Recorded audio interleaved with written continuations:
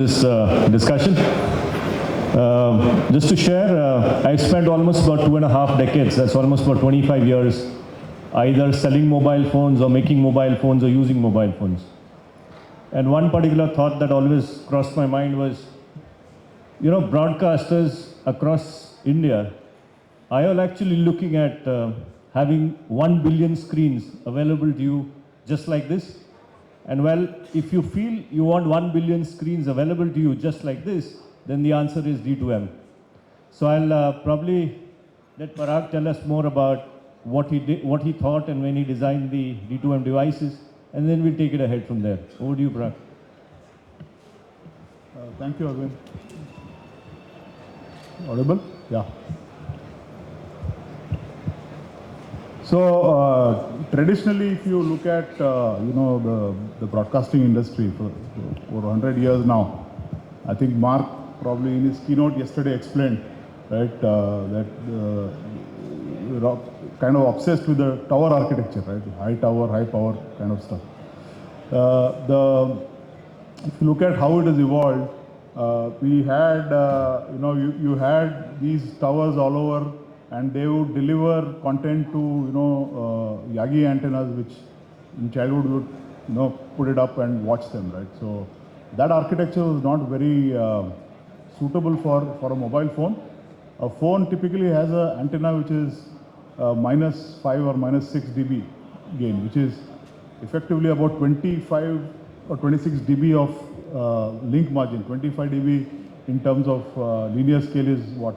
100 times, 100 times less coverage or less data rates. Then we'll actually look towards how the mobile ecosystem has solved the problem. So the mobile, right from the beginning, cellular architecture actually went about smaller base stations mounted on towers around with a larger deployment. So we actually came up with that idea to be able to put some content right onto the phone.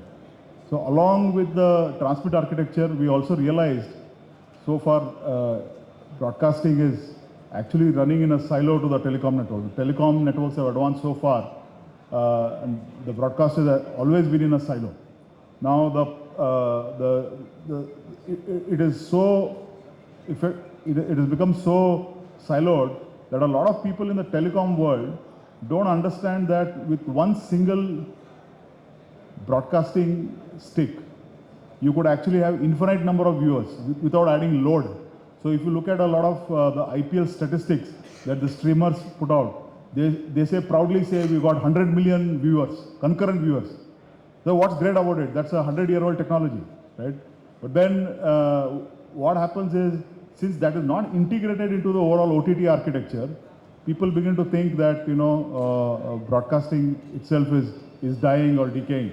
So our idea was to reinvent broadcast, merge it with telecom, and we have been reasonably successful at that in at least the messaging part.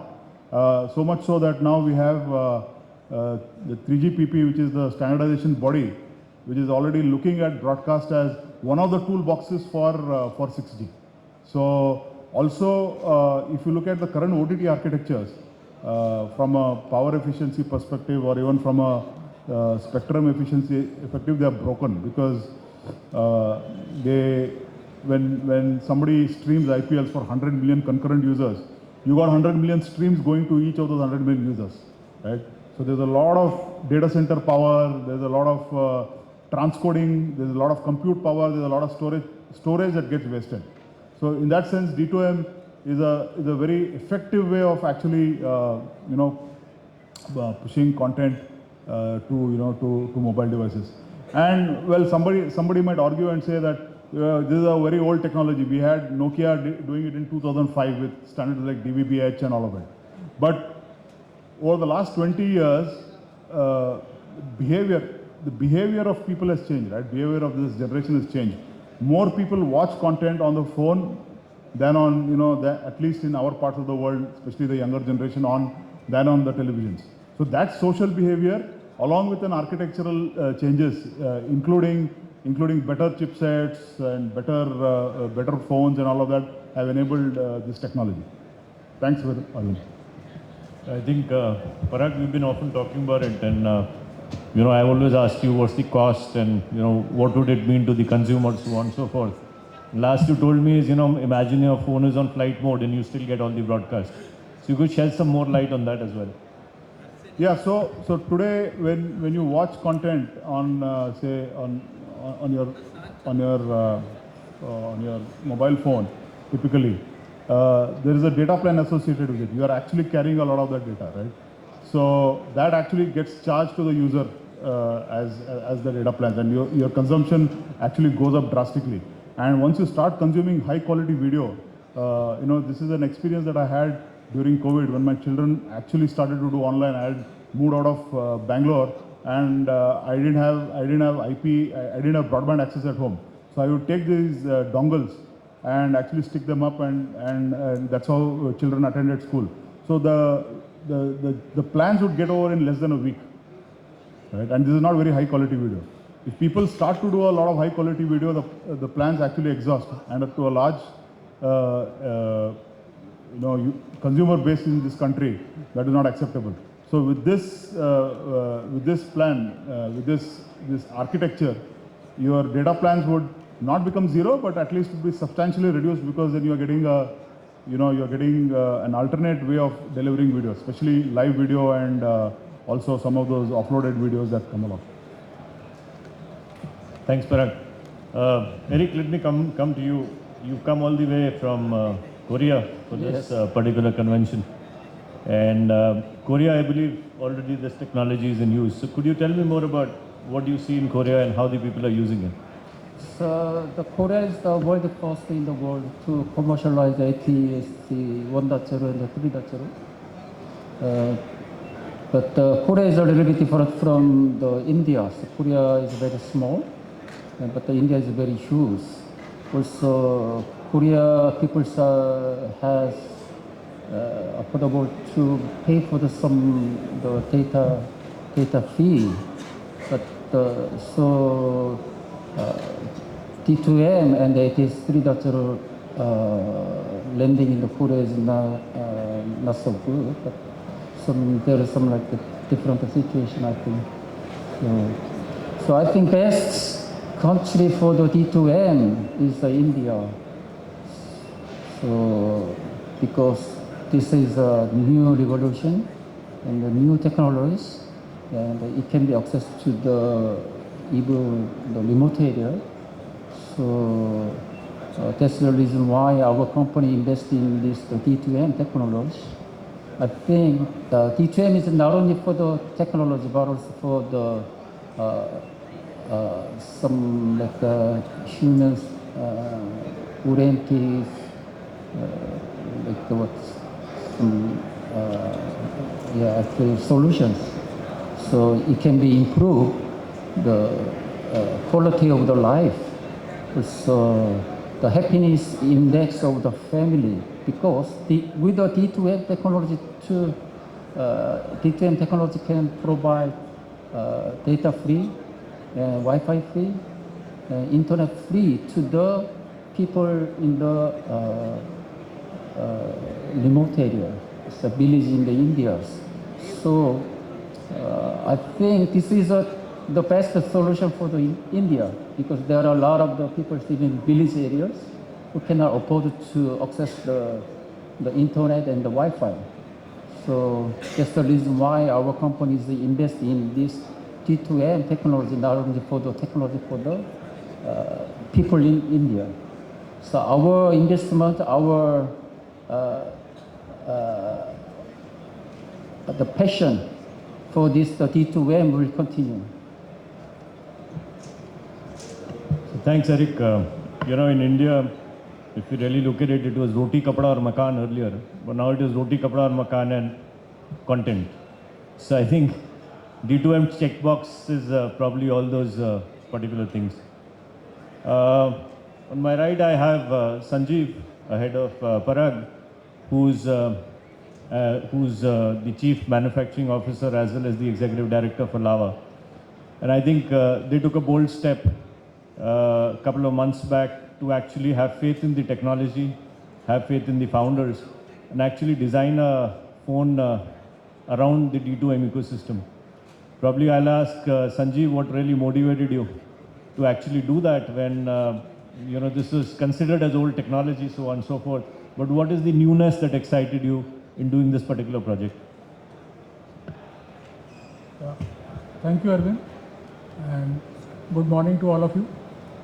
So at Lava, we are into like mobile phone design, manufacturing, and sales. And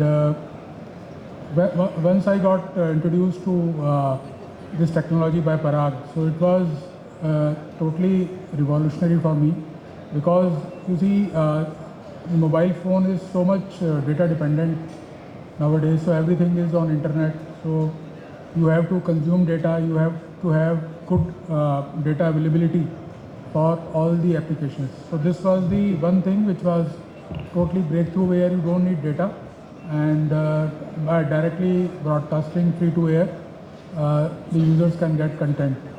So what I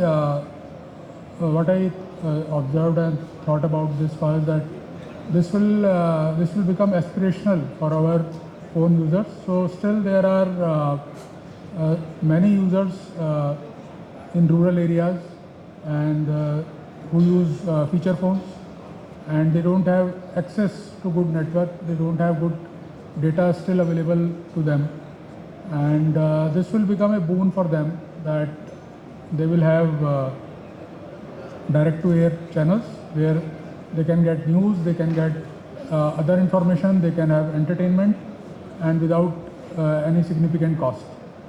So with this, we started working on integrating this technology in our mobile phones, definitely with Parag, because this technology is developed by them, and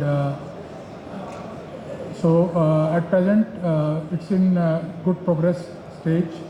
So already we are working on prototypes, and we are integrating the current mobile phone architecture with D2M technology, and I am sure in next couple of months we will be ready with the working products, and then later on we will definitely plan to launch them in the market. Thank you. Thanks, Sanjeev. Somebody who I'd like to go to next is Gautam. Gautam represents a European company, Human Mobile Devices. They have the license for Nokia in India and also globally. I think amongst us, if you see, we are all pretty old. Gautam is the youngest guy. Don't take Eric as young. He's also almost 60. But Gautam, being the youngest amongst us, would be actually in a position to tell you what D2M can do for it.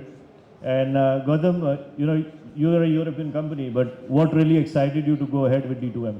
I understand, Nokia or HMD already has D2M devices that have been enabled and are kind of ready as prototypes. Arvind, So maybe your views. You should ask him what made him work with all old men like us. That's more important. That's our sex appeal. Yeah. Thanks, Parag. And thanks, Arvind. So my name is Gautam Dhingra. I am representing HMD Global here, and the license holders for Nokia business, and we have our own devices as well.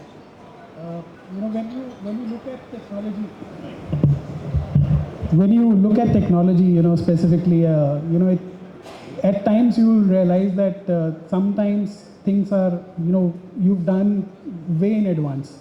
And the DVBH story which Parag kind of narrated, I thought it was ahead of its time. What changed or what is changing is, the availability of the content, and content is in abundance, these days. Earlier, you were having very lack, of, content which was not there, per se. What is also adding to the content is the content creation piece, so I'm not too sure how many of you noticed waves, which happened in Mumbai. So there is great amount of content creation and, content industry which is originating from India now, Now where do you kind of consume this content? Smartphones, they are spoiled for choices, right? A smartphone guy can stream anything and everything in this world, because he has access to data networks. Now, when you look at consumers, which is the lowest strata of population, which is feature phone users, that's where the real innovation comes in. So what we are seeing is an opportunity for those rural consumers, who are still using feature phones. For them, they have been media dark. They haven't seen the content. While they aspire, they would watch, kind of movies, entertainment is something which we all have seen, So those consumers will be watching, movies, going to cinemas, but they have never ever experienced that content on their device, which is like a 2.8 inch or a 2.4 inch screen, while they would definitely love to have that. So that's where the intent for HMD and Nokia comes in, that we want to kind of address that segment specifically. And it's nothing new that we will be doing it. So we were the first ones, bring in UPI application on feature phones. We were the first ones to bring in cloud-based streaming to the feature phones. So this probably is an added innovation that comes into that segment of consumers, which will really need this, and it can change their life, is what I feel. Thanks for that, Gautam.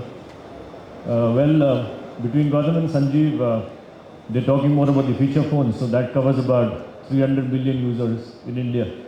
But I talked about a billion, so let's understand what really happens with the smartphone users. So Parag, if you could let me know, how this application or how this technology can be used by the smartphone users.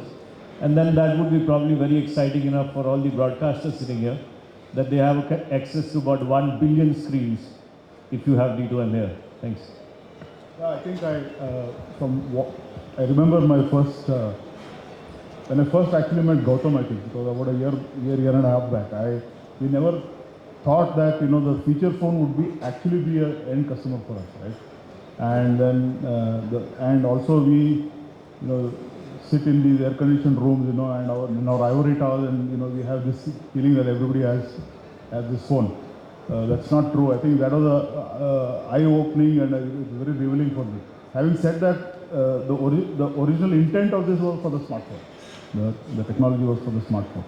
Also, as I have started to study, thanks to these two gentlemen here and also Arvind, is that I see three categories in the smartphone, right? You've got an entry-level smartphone, you've got a mid-segment, and the top of the cloud where people use the iPhones and the Samsungs and all of that, 50,000 plus and all of it.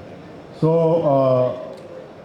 for the 5,000, 6,000 range smartphones, 5,000 to 10,000 rupee smartphone, they are also very value conscious. They are aspirational in some sense. They need all of this, all the education content and all of it. So that is also an ideal target. If you go to our booth here, we have a bunch of smartphones that are already enabled with the with the technology. And this segment between the entry-level segment is where I think the maximum benefit is accrued to the user. Of course, for a higher-end segment, broadcasting actually brings in a very different value proposition. For the low-end segment, it actually brings in value for money. But for the high-end, it brings better user experience. Broadcast networks, unlike cellular networks, are constant quality networks. Which means your quality is not variable. It is at the edge of the coverage, you still get the same quality as you would get below the TV tower, right?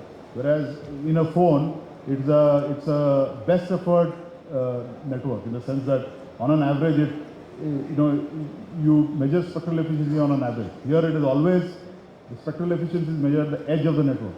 That being the case, there are benefits to the to the higher end segment for the smartphone in terms of latency.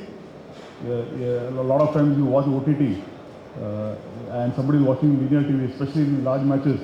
You already know something has happened because the OTT is about 40 seconds late, 40 to 45 seconds late.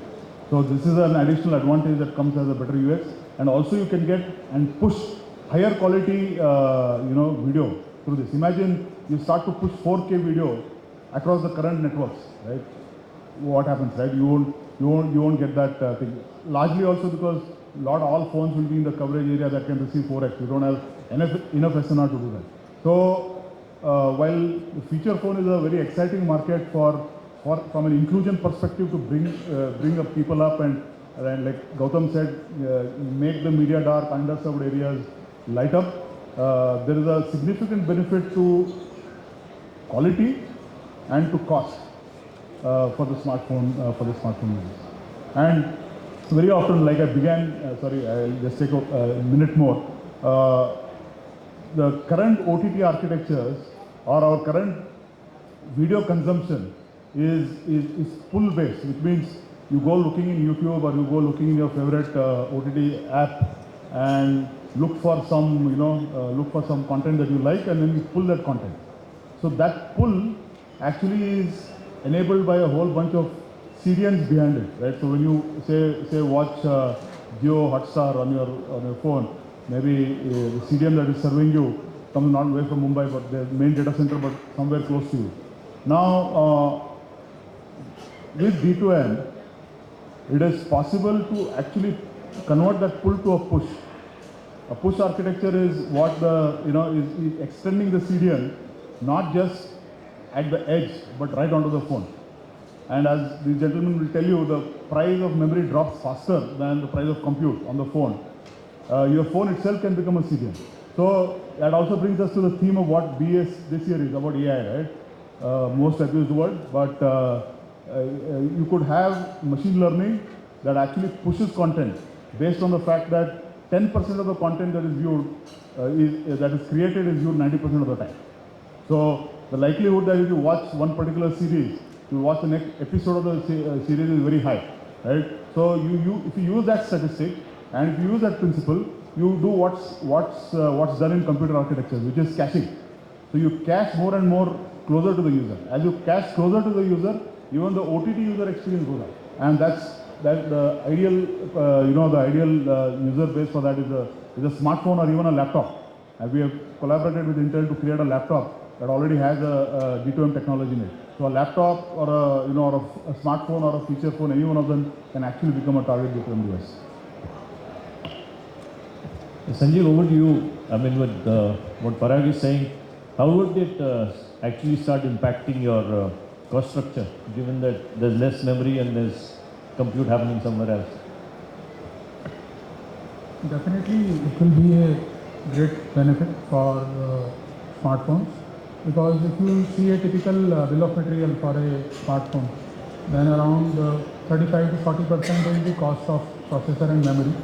And in that also, memory plays a major, memory contributes a lot, because as we see the memory sizes are going up consistently to take care of user requirements, like whatever we want to play on the phone, so that requires more and more memory. So definitely it will be a game changer for smartphones also, in terms of performance and in terms of cost. Coming to you, Gautam, I know in your career, the fact that we worked together for some time, you've worn various hats of being a product manager, marketing manager, GTM manager, and I'm sure one of the complaints that you've got most of the time is there's a buffering on the content. So with what Parag is saying and what I hear from Sanjeev, how does that help you in actually improving your devices from a buffering standpoint and from a standpoint of cost, bringing down the memory size on the device? Brilliant question, Arvind. So the fact is, every time there is a buffering happening, the consumer will either blame the network or blame the device. At most of the times, they blame the network, but it could be a problem with the device as well, because the device doesn't have the sufficient resources to kind of, play that video. So clearly from that standpoint, when you have a technology like D2M, it really enhances the consumer experience. With a low memory, I am able to, avoid the buffering and give you that relevant consumer experience. Imagine you're watching a match, and I'm sure you would have seen this in real time, that, you're watching it on your phone or your laptop, and your father is watching it on the TV, let's say on a Tata Sky. You will see that, his commentary is much ahead of you, right? So you're missing out on the real-time, viewing of a cricket match, a live match, irrespective whether it is cricket or football. You're missing out on that, and buffering kind of adds to it, right? So if there is no buffering, you are watching it real-time, and in a previous session, somebody was talking about the latency being reduced to 600 milliseconds. So that's where it really helps and enhances the consumer experience. And I think ultimately consumer is the king and he wants the right experience, and if D2M can deliver it, why not? I think one thing which will never change is your father will be ahead of you and know much more than you actually know. So I think Eric touched a very important thing that D2M will bring happiness. Now probably I'm going to throw this question to Parag. That what could be the use cases which could actually bring happiness and increase the happiness index, as Eric said, for all us Indians. Could you tell me more on this, Parag?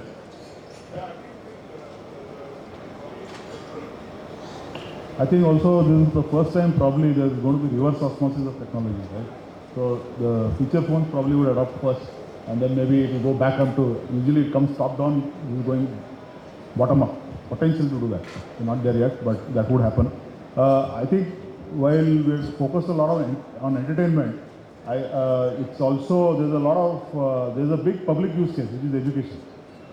And that I think is probably one of the biggest use cases that is good for even for feature phones as well as for for any device. So imagine children having access to good content, curated education, right? One of the advantages of a feature from that perspective is you don't have access to all kinds of content. Sometimes you want curated content to go through to people. So this is another very good use case, I think, a strategic use case for us. There are other use cases also of the D2M technology that probably are not useful for broadcasters, but very important. As we've seen geopolitics going on right now, positioning and location becomes very important. So today we are dependent on satellites and sometimes on foreign satellites for our location and navigation and timing. Practically, not many of you know, but probably the timing runs the economy, right? All high frequency trading and all of that actually happens based on timestamps that come from GPS. So this is an alternate technology also to be able to provide, also because it can penetrate deep indoors given the physics of the spectrum. You could also have terrestrial based backup for satellite navigation and stuff like that. So there are a lot of other public use cases other than just entertainment. So I think I'll go over to you, Gautam. If you were to superimpose what Parag is saying, what is that your devices could promise in the days to come, both feature and smart? And I think while the adoption at feature phone levels, at least in our mindset, is much faster, how do you see the adoption happening in smartphones? See, again, it's a no-brainer. When you have a technology that is so compelling that it will ultimately reduce your data packets and data bills, specifically, it ultimately means that consumers is going to love it. So clearly from our standpoint, from a smartphone's perspective, the choices which the consumer will get will be slightly wider. Obviously, feature phones, will be slightly restricted. Curated content, relevant, consumers and relevant content can be given to them. But clearly, one thing which I think Parag was also mentioning was the SOS alerts, which I think cuts across both smart and feature. So that's something which we would definitely want to implement. Imagine any emergency kind of hitting any place. It could be an earthquake. The first thing that gets impacted is the mobility, right? With broadcast, you can at least reach out to the consumers in those areas and communicate with them. So that's very, very critical. And I think while the feature set will get crafted in the time to come, what is available on feature and smart, but I think ultimately the beneficiary will be both. So smartphone may be slightly more advanced, but feature phones kind of equally there, maybe at 80%, 90% of smartphone level. And this brings me to a small little question both for Sanjeev and Gautam. Gautam, you're the devices guy, and devices, what you see, services are all at the back end. With whatever we're saying, you could reduce memory, you could reduce, you could actually make the experience great by way of broadcasting, so on and so forth. So are we actually talking about a segment category evolving between the feature phone and the expensive smartphones today, which actually take the consumer on a much better experience cycle? Absolutely. So there are there are different target groups. So a feature phone consumer will probably need very limited set of content and consumption accordingly. And on the exchange, you have the smartphones, which is consuming a massive content. But there is a segment again which is straight in between. For example, he doesn't use Uber apps. He doesn't use all the delivery applications. He's happy with his entertainment and consumption of that content. So for them, you can create a segment which is right in between a feature phone and a smartphone. Definitely there is a scope there. Sanjeev, what's your take on that? Yeah, definitely. This will be like changing the usage pattern, and it will be enlightening the users. And what I see is that it will empower the people like who don't have the right resources with them at present to come up and improve their life, and because of the availability. And what I see also is it will also help in pulling up our free-to-air broadcasting quality and the levels. What kind of content is being shared nowadays. Maybe they will also align themselves when they will have so many users and who will be watching that content, and there will be a big opportunity to give them improved content and changing their life. I think, Eric, I'll go over to you because you're the one who actually is the father of the first, probably D2M phone that landed into India. So now as a father of the first D2M phone that landed into India, and today people talking about not only feature phones but smartphones, how do you really feel about what all effort that you put in, and how do you see it actually becoming to reality? Someone said that the feature phone is smarter than the smartphone. So I really agree on that, because feature phone is not only the feature phone, because there is a lot of the content delivering to the rural areas, to the people, to the young people in village areas. So as you said, we are a world first D2M, the feature phone development company, and actually designed in Korea and made in India. The embedded chip is based on the Shankar Lab, the powerful chipset. That is the Indian chipset. So our D2M feature phone is a combination of the India, Korea, and India again. That's the reason why I'm totally aware about the D2M feature phone is smarter than the smartphone. So I want to see our feature phone in India, like the young people, students can enjoy our feature phone with a small screen size to be educated to school class. So I think the young people, anybody in India, they can become the future leader. So I think our D2M feature phone can bring the equal opportunity to everyone in India. So I want to see as soon as possible. Thanks, all my colleagues here. But I've always felt we talk from an angle where we are in love with what we've done.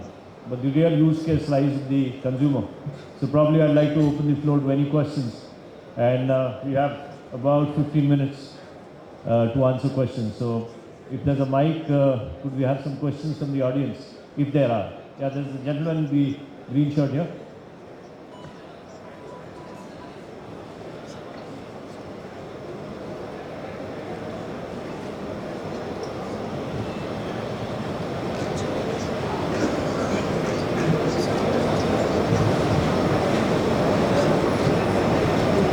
So your name, your organization and your question, that would be really nice.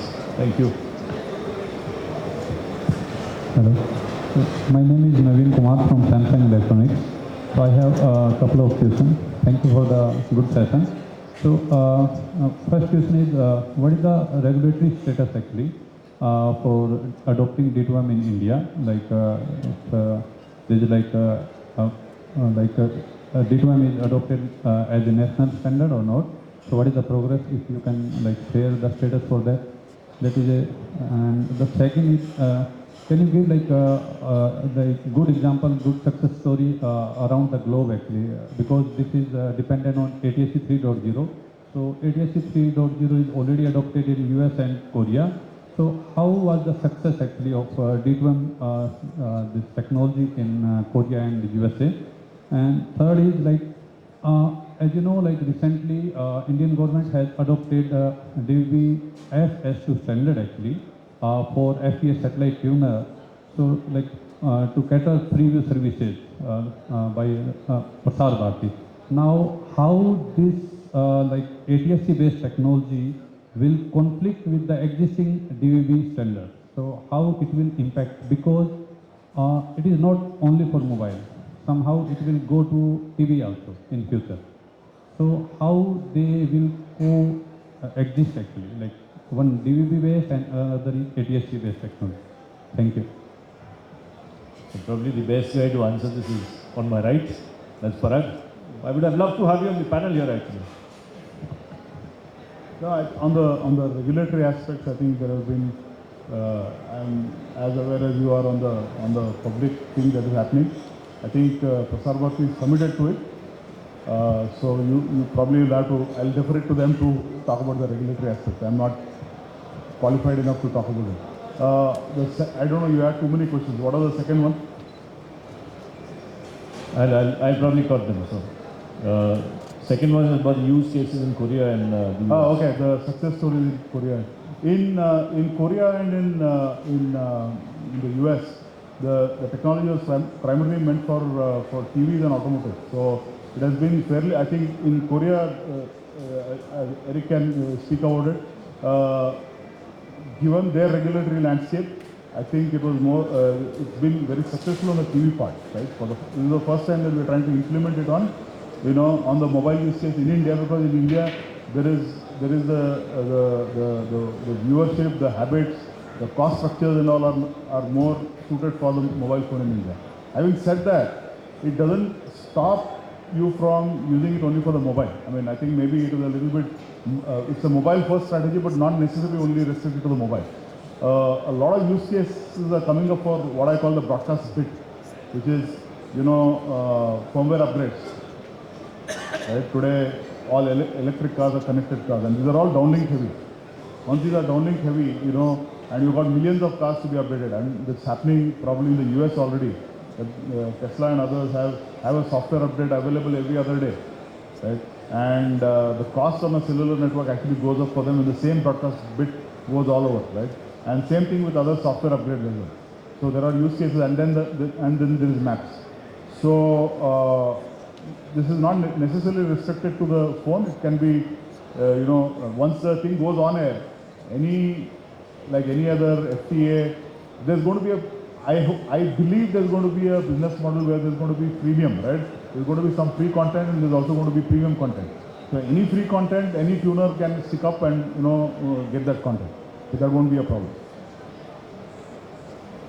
I don't know. And by the way, the mobile TV concept has been very popular as far as I know. From little I've traveled, maybe Eric can add to that. In both in Korea and in Japan, where there is a lot of before 4G came in, there were a lot of TV tuners inside.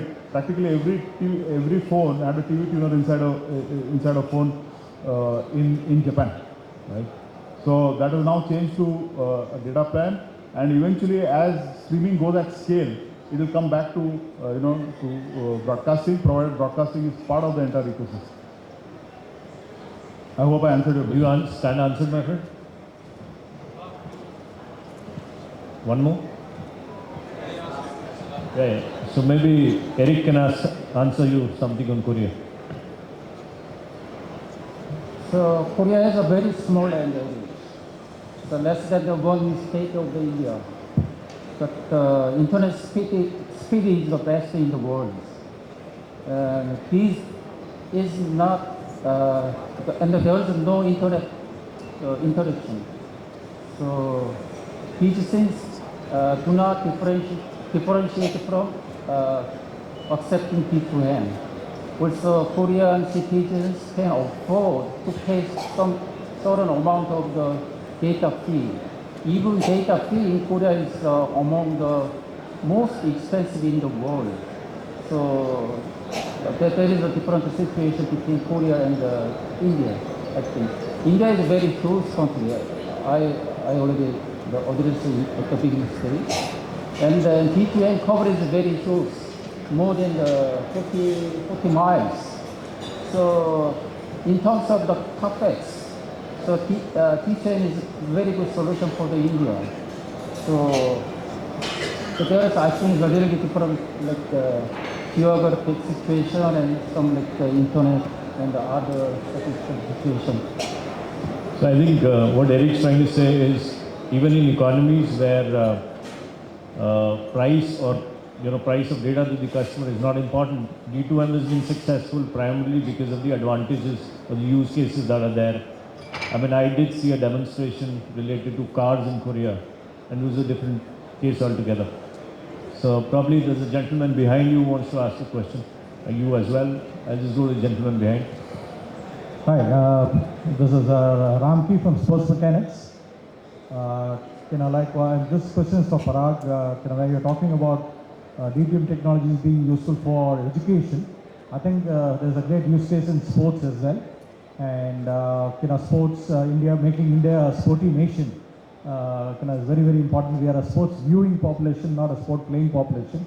I'm sure D2M at the school level can really help develop the sports. There are about 25 million kids playing cricket in this country, aged between 8 and 19, and about 55 million all sports combined together.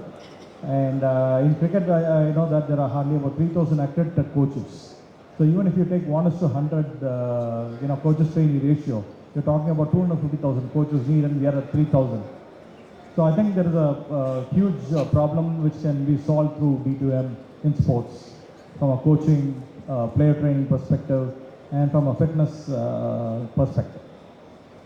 I think that's why I said, public will give you more insights, and probably Parag, a new use case. Yeah, I know.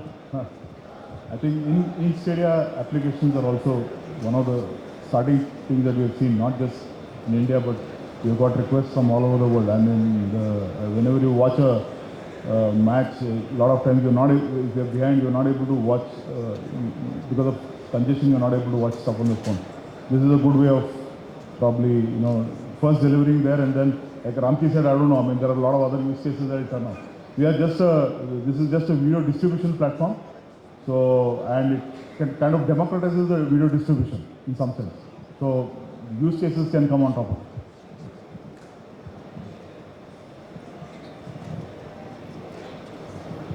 Hi, Anuj Banwari from IndianTelevision.com. Can you hear me clearly?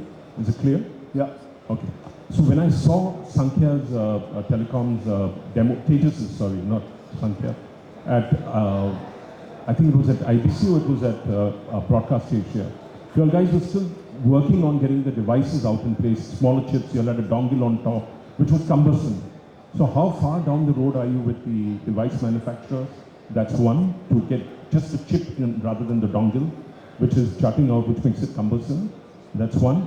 And secondly, when do you start getting to market?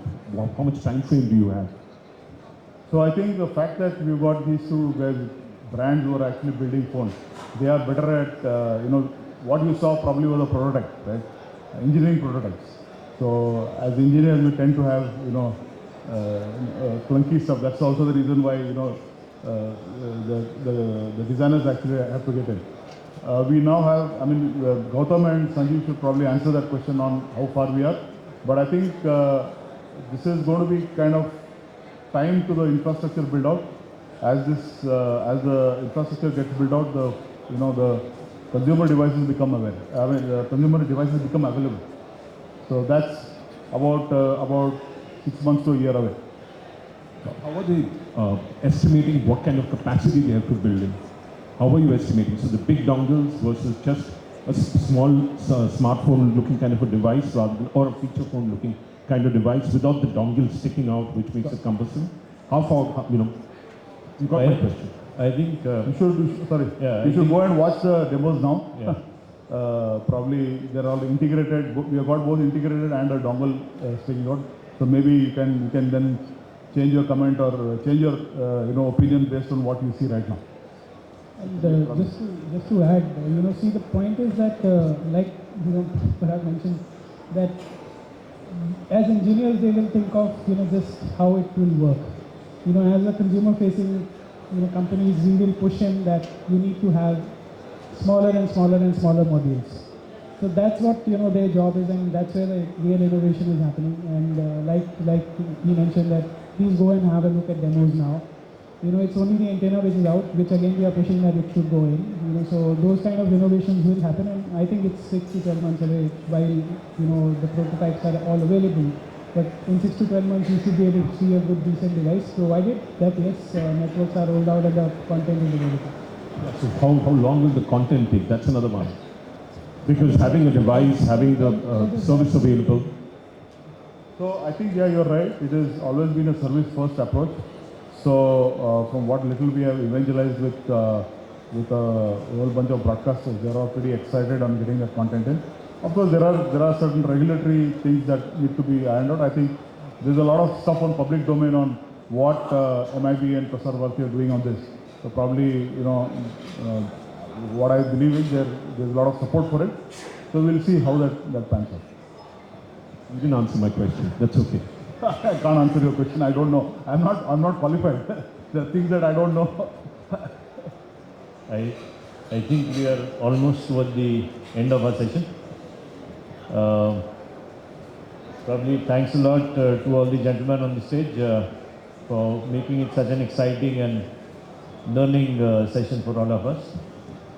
Thank you so much, and thanks BES for giving us an opportunity to present what D2M is to the world. And I leave with the promise that if D2M is what it is to the world, broadcasters, you're looking at 1 billion screens in India alone. Thank you so much.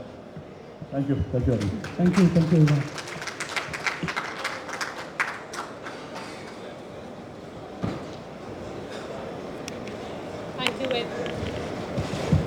Thank you very much to all our speakers for the enlightening session. And with that, may I please request the chair for this session to please felicitate all our speakers. Can we please have the mementos? May I please request Mr. Arvind Vohra to felicitate Mr. Sanjeev Agarwal, Executive Director and Chief Manufacturing Officer, Lava International. So can you please step over?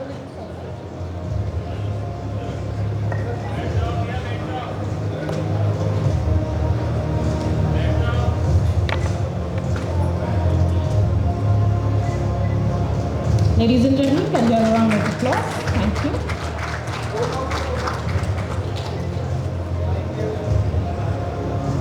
May I please request Mr. Vohra to felicitate Mr. Gautam Dhingra, who is the Head Product, GTM and Services, Business, India and APAC, HMD.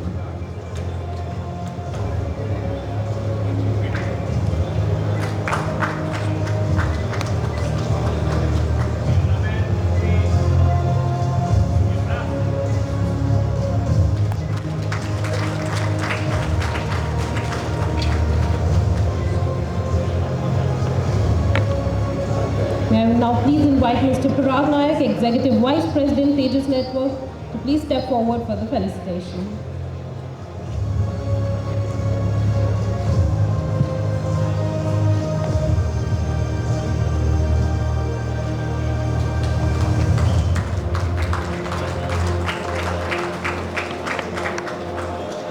Now I would request Mr. Vohra to please felicitate Mr. Eric Shin, founder and CEO of Khushtech Korea and IT Solutions.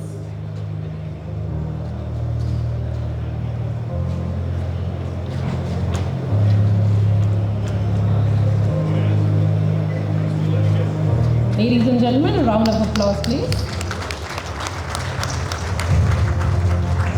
And with that, I would request Mr. Sunil, President, BES, to please come and felicitate the chair for this session, Mr. Arvind Vohra.